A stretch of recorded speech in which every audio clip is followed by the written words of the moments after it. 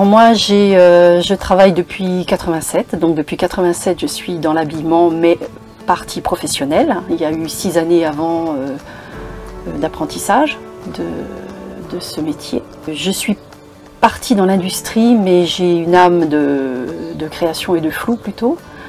Mes années travaillées en industrie étaient principalement en bureau d'études, en création, en réalisation, en mise au point de prototypes en vue de production industrielle. Et puis j'ai fait un petit break avec les enfants, j'ai cessé mon activité. Je suis d'abord passée par un congé parental pour mon petit troisième et j'ai fini par démissionner en 2008. Voilà, maintenant il a bien grandi, c'était pour moi l'occasion de reprendre une activité. La confection, bon, Wanderlust, elle n'existe plus vraiment et je ne souhaitais pas repartir en industrie, donc je souhaitais mettre à profit mes connaissances pour du particulier. Donc voilà la raison pour laquelle j'ai ouvert un atelier de retouche.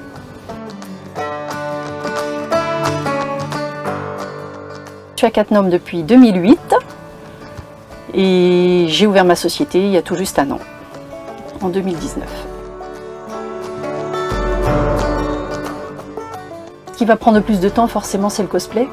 C'est pour ça que les personnes intéressées, il faut vraiment qu'elles m'interrogent pas mal de temps à l'avance, parce que moi, ça se chiffre en mois.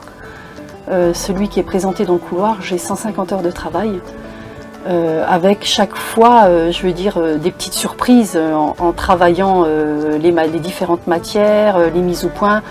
On se rend compte des fois qu'on est obligé de changer d'orientation et de modifier en fait, la trajectoire qu'on avait prévue pour la réalisation.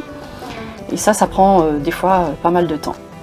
Maintenant, le prêt-à-porter, tout dépend de quoi on parle. Si c'est une simple robe ou une veste, ben, ça peut tourner à 3 semaines, quoi. Je veux dire, le temps de réaliser la première pièce, de trouver la matière, d'effectuer les premiers essayages, faire les rectifications et le temps de réalisation de la pièce.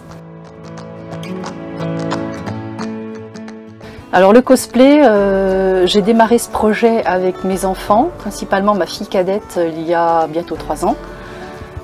C'est une fan de manga et de tout ce qui correspond dans cet univers-là. Et elle souhaitait aller à la Japan Expo et du coup j'en ai profité pour réaliser son premier costume, la princesse Zelda. Alors moi je m'adresse principalement aux particuliers. L'industrie, je pense qu'il y a suffisamment de choses disponibles sur internet, en boutique, pour satisfaire tout le monde. Et je ne rivalise pas justement avec la délocalisation. Donc moi je veux rester un produit français avec notre savoir-faire local.